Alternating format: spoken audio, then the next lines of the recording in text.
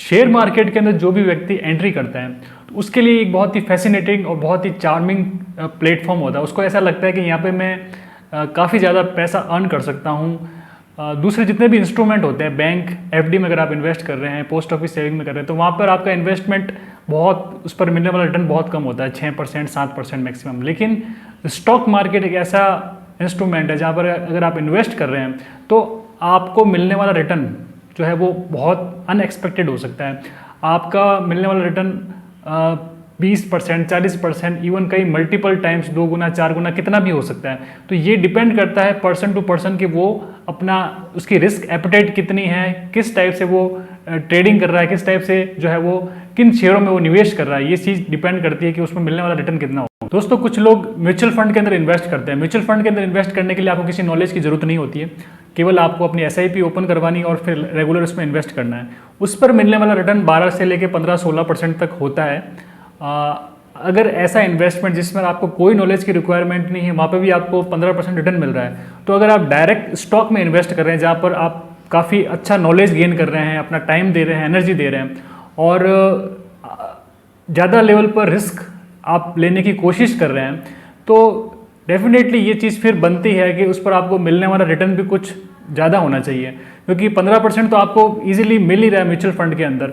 अगर आप long term invest करते हैं तो मिल जाता है। तो स्टॉक्स में अगर एक आइडियल रिटर्न एक्सपेक्टेशन की बात की जाए तो 24-25% आपको रिटर्न, अगर इतना रिटर्न मिल रहा है स्टॉक्स में डायरेक्ट इन्वेस्टिंग करके, तो ये एक आइडियल रिटर्न हम इसको कह सकते हैं। ऐसा नहीं है कि ये रिटर्न आपको मिल रहा है तो इससे ज़्यादा नहीं मिल सकता, इससे ज़्यादा भी मिल सकता है, आपको 30%, 40%, 50% भी मिल सकता है। और कई लोग तो एक साल के अंदर डबल ट्रिपल रिटर्न भी निकाल लेते हैं। वो जो है वो ट्रेडिंग करके है, बैंक निफ्टी के अंदर, निफ्टी 50 के अंदर ट्रेडिंग करके वो चीज़ पॉसिबल करते हैं।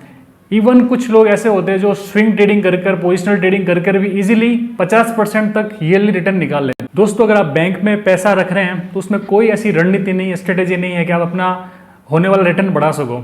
आपको 6-7% मिलना है तो 6-7% ही मिल रहा है। कुछ अगर टाइम ड्यूरेशन को आप घटाए बढ़ाए तो हो सकता है 0.25 0.5% ऊपर नीचे हो सकता है, इससे ज़्यादा कुछ भी नहीं हो सकता है। म्यूचुअल फंड के अंदर भी अगर आप कुछ स्मॉल कैप फंड में इन्वेस्ट कर रहे हैं तो वहाँ पे थोड़ा सा रिटर्न आपको ज़्यादा मिल सकता है, 15% की जगह 18-20% तक चला जा सकता है, लेकिन उससे ज़्यादा आपको रिटर्न नहीं मिलता है लॉन्ग टर्म पर्सपेक्टिव की अगर बात की जाए तो। लेकिन स्टॉक्स ऐसी चीज़ है जहाँ पर रिटर्न आपका बहुत वेरी करता है। आप अपना 100% रिटर्न भी निकाल सकते हैं, 200% भी निकाल सकते हैं। हो सकता है किसी पर्सन का नेगेटिव 50% भी रिटर्न रहे, नेगेटिव 20% भी रिटर्न मिले, या हो सकता है पूरे साल में उसको कुछ रिटर्न नहीं मिले। तो यहाँ पर जो मिलने वाला रिटर्न बहुत वेरी करता है। साल का जो 24%, 25%, 24-25% का रिटर्न बहुत ही आइडियल रिटर्न है दोस्तों।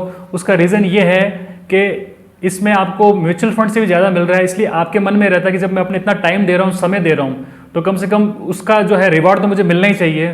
तो ये रिटर्न आपके लिए बहुत आइडियल रिटर्न है। लेकिन इसका मतलब ये नहीं है कि अगर आपने ये रिटर्न सोचा है तो इससे ज़्यादा नहीं मिल सकता है, इससे ज़्यादा भी मिल सकता है। हो सकता है आपको 50% रिटर्न मिल जाए, लेकिन जब आपका एक्सपेक्टेशन थोड़ा सा कम होगा ना तो आप पर प्रेशर कम रहेगा। आपको पता है कि हो सकता है मैं 50% रिटर्न निकालूँ, लेकिन जब अगर आप अपना टारगेट बहुत ज़्यादा रखेंगे, आप अपना टारगेट ही 50% का रखते हैं, तो अगर आपको 40% भी रिटर्न मिलेगा तो आपको कहीं ना कहीं थोड़ी मायूसी होगी कि यार जो सोचा था उसके अकॉर्डिंग नहीं मिला। तो एक्सपेक्टेशन थोड़ा सा कम रखते हैं ना, तो उससे आप पर प्रेशर नहीं रहता है। आपके दिमाग में ये रहता है कि महीने का 2% निकालना है, महीने का 2%, साल का 24% रिटर्न मुझे निकालना है स्टॉक मार्केट से। और वो ऐसा जरूरी नहीं कि इस महीने 2% निकला, अगले महीने 2% निकला। आप ओवरऑल ईयरली काउंट कीजिए, क्योंकि यहाँ पे एज ए कोई जॉब की तरह सैलरी नहीं मिलती है। अगर आप ट्रेडिंग कर रहे हैं, कुछ इंट्राडे ट्रेडिंग कर रहे हैं, या जो है वो फ्यूचर ऑप्शंस में कर रहे हैं, तो हो सकता है वहाँ पे आप डेली जो है वो पैसा आप निकाल सकें। लेकिन अगर मैं एक जनरल इन्वेस्टमेंट करने वाले पर्सन की या छोटा ट्रेडिंग करने वाले पर्सन की बात की जाए, जो अपने जॉब के साथ भी काम कर रहा है, उस पर्सन के हिसाब से मैं बात कर रहा हूँ। तो ये हो सकता है कि 4-5 महीने आपको कुछ रिटर्न नहीं मिले और छठे 7वें महीने में आपको एकदम से बहुत बढ़िया रिटर्न मिल जाए। तो साल के एंड में जब आप अपना स्टेटमेंट देखें तो उसमें आपको लगेगा कि भाई मुझे अपना 24-25% रिटर्न लगभग मिल गया है। ये जो रिटर्न है बैंक की एफडी से अगर कंपेयर किया जाए तो उससे करीब 3 से 4 गुना है, जो कि काफ़ी अच्छा है। म्यूचुअल फंड से भी बात की जाए तो उससे भी बहुत अच्छा रिटर्न है। तो ये रिटर्न किसी भी लिहाज से कम नहीं है। 3 साल में आपका पैसा डबल हो रहा है, सिर्फ 3 साल में आपका पैसा डबल हो रहा है। वहीं आप बैंक में एफडी रखो, पोस्ट ऑफिस सेविंग में रखो तो 10 साल लग जाते हैं। तो 3 साल की ये ड्यूरेशन बहुत छोटी है। इसमें अगर आप पैसा डालेंगे तो बहुत तेज़ी से आप ग्रो कर पाएंगे। और ये तो केवल आपका एक आइडियल जो है रिटर्न एक्सपेक्टेड है, इतना अगर मिल रहा है तो आपकी बस बल्ले बल्ले है। इसके बाद अगर ज़्यादा मिलता है तो वो आपकी काबिलियत है, आपका गुण है। आप जैसे स्टॉक मार्केट में धीरे धीरे सीखते जा रहे हैं, अपने स्किल को बढ़ाते जा रहे हैं, तो वो लेवल भी आप अचीव कर लेंगे कि जब आप बहुत अच्छा रिटर्न ले पाएंगे। दोस्तों कुछ लोग स्टॉक मार्केट के अंदर आते हैं, एक दिन के अंदर 10% कमा लेते हैं, तो उनकी मेंटेलिटी ये रह जाती है कि यार एक दिन में 10% मिल रहा है तो महीने भर में तो कितना, महीने भर में मैं 2-3 गुना पैसा कर लूँगा। लेकिन ये चीज़ वर्क नहीं करती है, क्योंकि एक बार आप कमा सकते हो सकता है आगे 4 दिन जो है नेगेटिव आपको रिटर्न मिले। आपका जो रिटर्न है वो ओवरऑल प्लस माइनस करके जो लास्ट में फाइनल जो आपको बच रहा है, जो आपको मिल रहा है, वो आपका रिटर्न होता है। सिर्फ एक दिन के रिटर्न से जो है वो जजमेंट मत निकालिए, ये मत सोचिए कि ये आइडियल रिटर्न इतना तो मिलता है। एक दिन आपका हो सकता है, लेकिन हो सकता है आगे के 4 दिन आपके नहीं हो। इसलिए साल भर का रिटर्न आप एक्सपेक्ट कीजिए। अगर आप ये मेंटेलिटी रखेंगे तो आप स्टॉक मार्केट में लंबे समय तक जमकर काम कर पाएंगे और आपकी जो एक्सपेक्टेशन है और आपका जो आप जो इसमें तैयारी कर रहे हैं वो दोनों मैच कर पाएगी। दोस्तों हम स्टॉक्स में भी डायरेक्ट इन्वेस्ट कर रहे हैं, लॉन्ग टर्म में इन्वेस्ट कर रहे हैं, तो इन्वेस्टमेंट में भी हम कुछ लार्ज कैप कंपनी में इन्वेस्ट कर रहे हैं तो वहाँ पे मिलने वाला रिटर्न भी अलग अलग होता है। 15%, 20%, 25% अगर CAGR की रेट से बात की जाए तो इतना मिलता है। वहीं स्मॉल कैप में काफ़ी अच्छा मिलता है, वहाँ पे 30, 35, 40% तक रिटर्न मिल जाता है। तो डिपेंड करता है आप किस स्टॉक में इन्वेस्ट कर रहे हैं।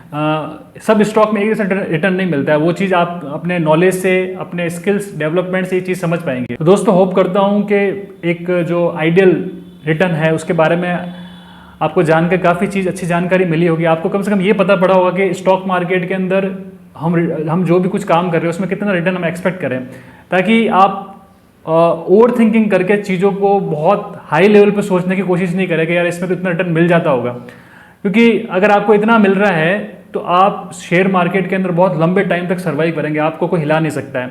आप अगर इतना पैसा अर्न कर रहे हैं तो आप बहुत सफल हैं, आप डेफिनेटली इससे भी ज़्यादा अर्न कर पाएंगे। लेकिन अगर इतना कर रहे हैं तो आप जो है वो इसमें लॉन्ग टर्म एक इन्वेस्टर, लॉन्ग टर्म ट्रेडर के रूप में अपने आप को एस्टेब्लिश कर लेंगे। दोस्तों होप करता हूँ ये वीडियो आपको बहुत पसंद आया होगा और इस वीडियो को जानने के बाद स्टॉक मार्केट से रिलेटेड जो भी आप अपना इन्वेस्टिंग या ट्रेडिंग कर रहे हैं उसको लेकर आप में एक पॉजिटिविटी आएगी और अपने जो ट्रेड है, जो भी आप इन्वेस्ट कर रहे हैं उसमें डेफिनेटली कुछ ना कुछ आपके पॉजिटिव चीज़ देखने को मिलेगी।